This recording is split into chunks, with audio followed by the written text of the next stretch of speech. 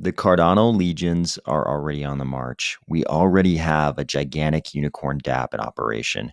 All the gears and all the flywheels are already turning, and the network is weathering it just fine. While some users over the weekend would argue that the first leg of the march was barefoot through a valley of broken glass, Sunday will be followed by a caravan of additional monster sized dApps and monster sized network optimizations. Critical questions about our future have now shifted from if to when, and there's no going back. Ready? Let's go.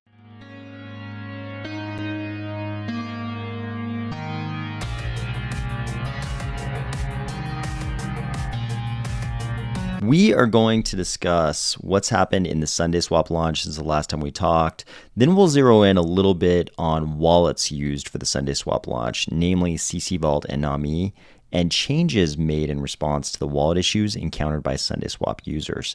Those changes both from Sundae swap and from the wallets themselves. And then we'll talk a little bit about the recent Liqwid community call. We have just successfully made it through Sundae swap launch weekend, and we knew it was going to be bad. Sundae swap let us know it was going to be bad.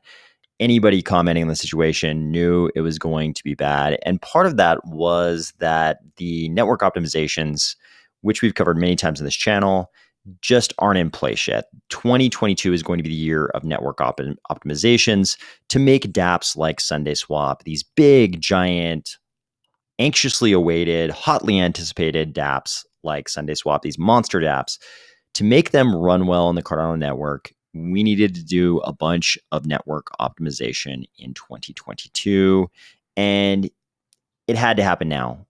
Cardano was built first for correctness, with the idea the whole time being that optimization would happen after that correctness had been built out. Here we are now, time for network optimization, but Sundae swap needed to launch. They needed to launch now. They did launch now. So we were left with a user experience over the weekend that we knew was going to be bad because of the throughput levels, the current throughput levels of the network.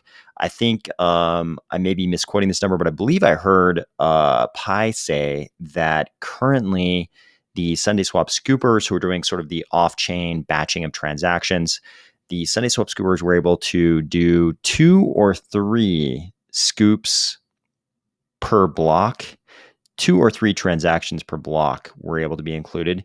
And in a very short amount of time, with things like script compression, which we'll have shortly, apparently, we won't have reference scripts, that's SIP33, maybe until that June hard fork window. But we'll have script compression pretty soon, it sounds like. And just with script compression, I believe I heard Pi say that we'll go from something like 2 to 3 transactions to 8 transactions per block in one scoop. So we'll see how all of that works out. But it sounds like things are going to improve pretty quickly, pretty fast here. We're going to have like something like an almost 3 or maybe even up to 4x improvement in the speed that the scoopers can process those transactions. But I think that was the expected part. I think we knew that this weekend was going to be rough. It was going to be the barefoot march through the Valley of Glass that we just kind of had to get through for those reasons. I think the piece that people expected less was the wallet piece.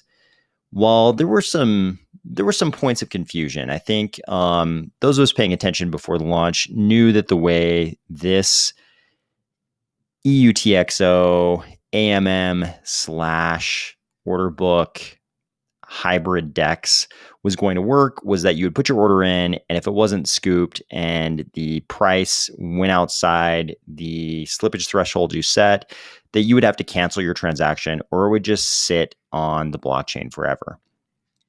I think if you were paying attention, some people, I know a lot of people obviously did not know that. There was like a cacophony of complaints about people saying their ADA had been taken from them and no coin had been delivered on the other side.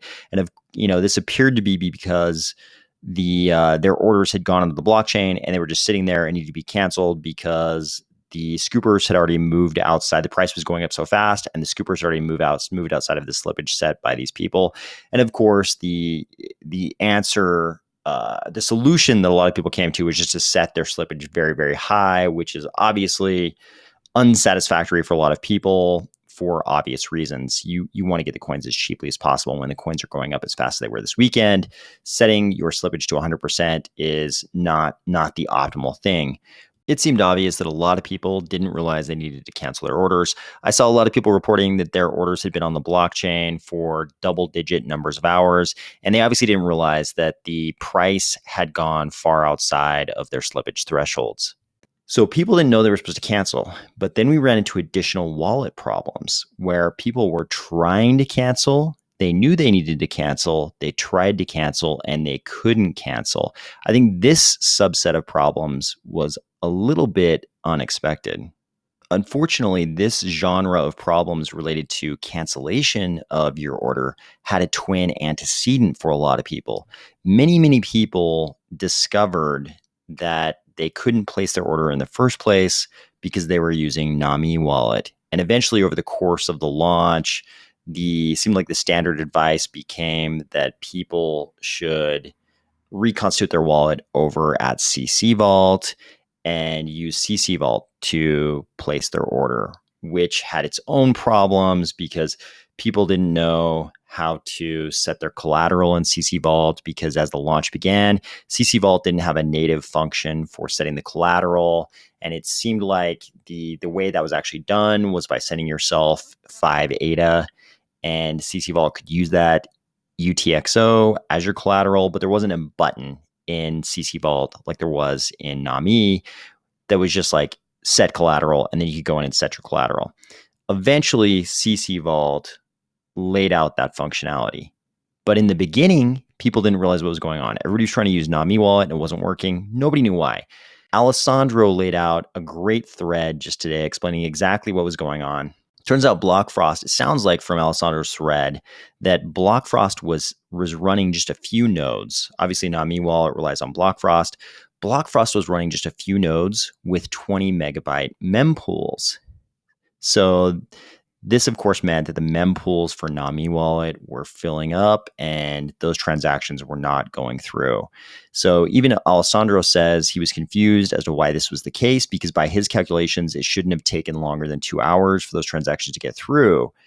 But he says he discovered the network seems to work with prioritizing and fairness. So basically, some parts of the network can become extremely congested, and users being part of that face extremely long waiting times, while users in other parts of the network see transactions go through in a more reasonable time.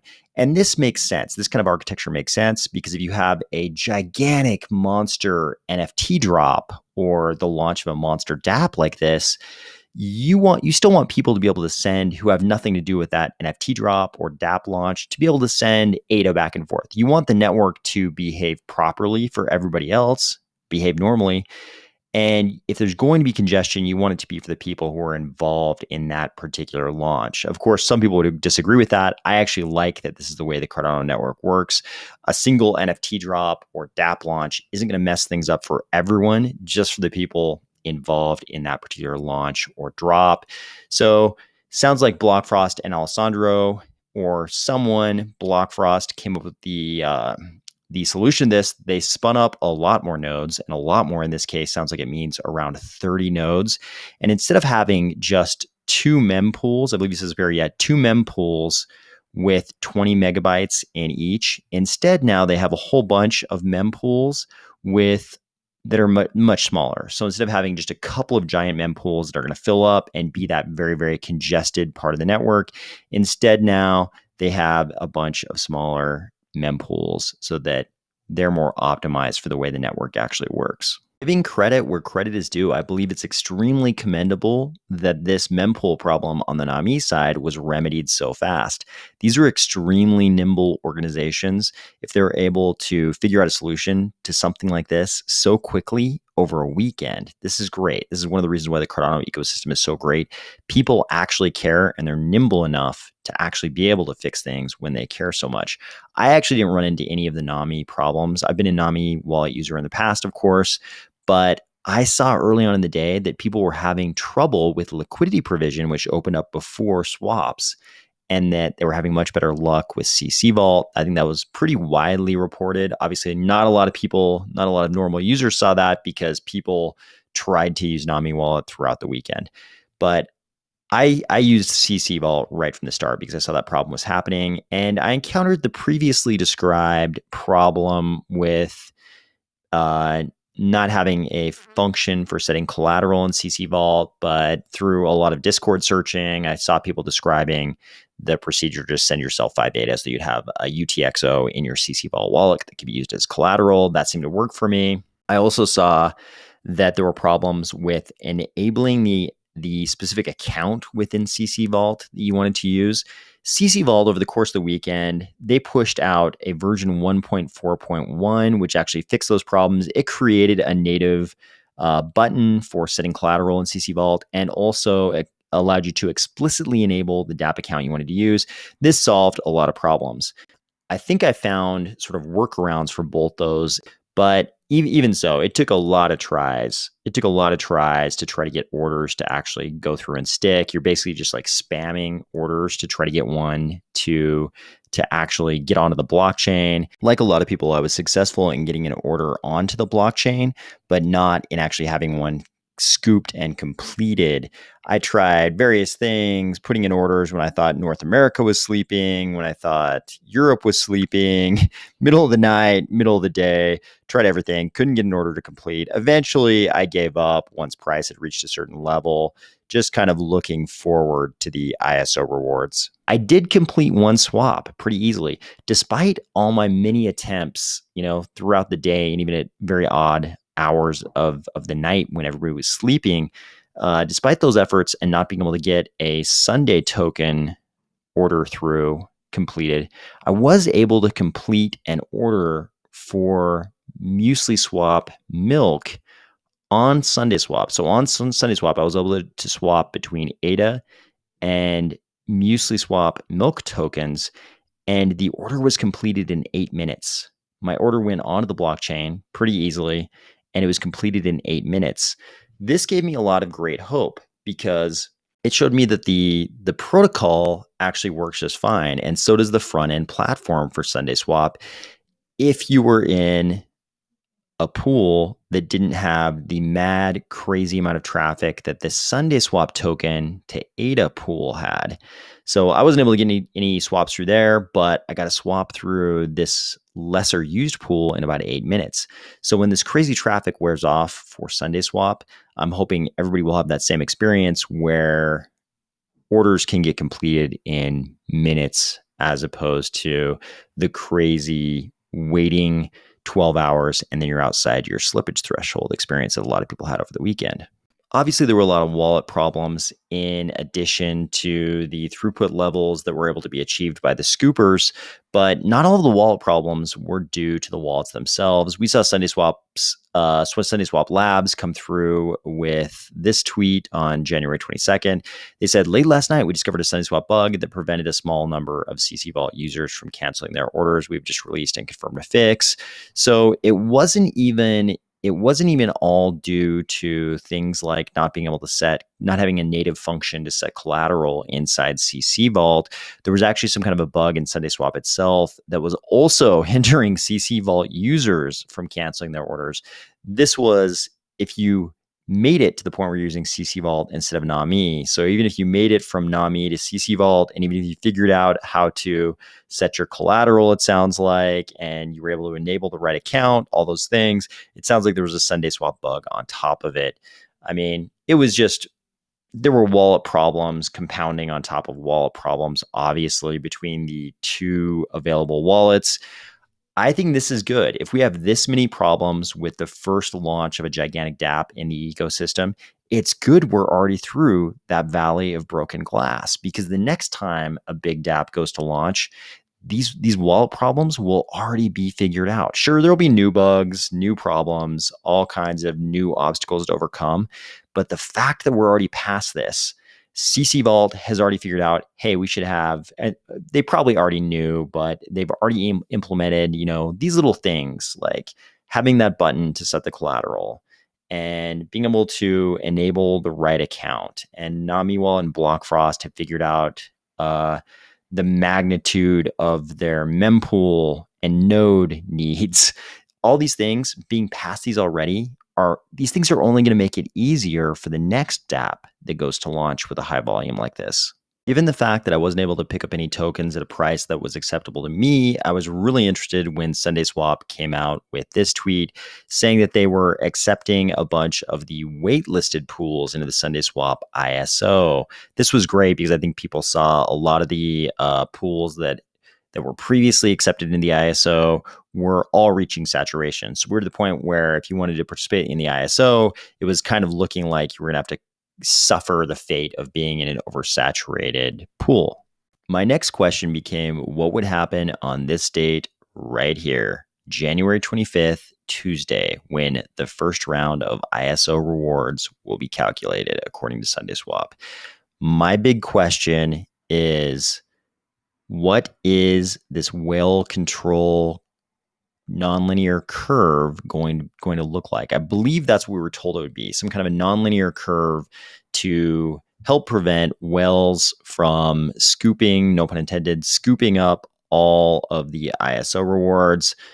And of course, no matter what amount of ADA you have delegated in this ISO, you're probably thinking the same thing as me. That's don't well control me, bro.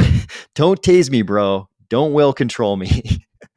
Like, you don't know what is a well. Obviously, a nonlinear curve, and we don't know what that curve looks like. So you're asking yourself, if I, what number of ADA results in me being well controlled? Is it 1,000 ADA, 10,000, 100,000, a million? No matter what magnitude is important to you, you're wondering, how much am I going to get well controlled? Obviously, if you have 1 ADA, you're probably safe. If you have, 10 million ADA, you're probably not safe. But in between those two numbers, what does that curve look like? How much are you going to get well controlled? Nobody really knows. And we don't know exactly what number of ADA will be delegated until we actually hit this date and time and we see that calculation. I'm looking forward to that. Finally, I also listened to the Liqwid community call, the most recent one. I've said it before, but I really like the way DC and the rest of the Liqwid team run these community calls. Very straightforward, to the point, very transparent, not trying to hype you up or sell you on something, just very matter of fact, but at the same time, very optimistic about the future of Cardano DeFi and Cardano generally. I love sort of the authentic tone of these calls. After all, what is important if not authenticity? From this particular call, I especially liked the discussion of the role that MLabs is playing in the build out of Cardano dApps, not just Liqwid, but it seems like they're playing a very central role in the build out of a very wide variety of dApps, which is great because they're producing things like Plutarch from their Plutonomicon initiative, which involves a bunch of different little pieces. But Plutarch, especially from the perspective of the Liqwid Labs team, is going to allow for some much needed script reduction. We've talked about script compression coming to Cardano. We've talked about reference scripts, and it sounds like Plutarch also is going to create some awesome opportunities for script reduction. This will be much welcomed, of course, when you think about the amount of transactions that the SundaeSwap scoopers were able to push through, and one of the big limitations there being script size. Plutarch is sort of another DSL that compiles down to Plutus Core, similar to Plutus TX, but it sounds like Plutarch allows for much greater script reduction. That's exciting. I'm glad we have a Haskell shop like MLabs inside our ecosystem. I'm excited for Cardano and all these dApps launching. I think we're in for a great 6 months, 9 months, 12 months. I'm glad we've already completed the first leg of the march. Even if you think it was through a valley of broken glass barefoot, we're past it now. And I'll talk to you tomorrow.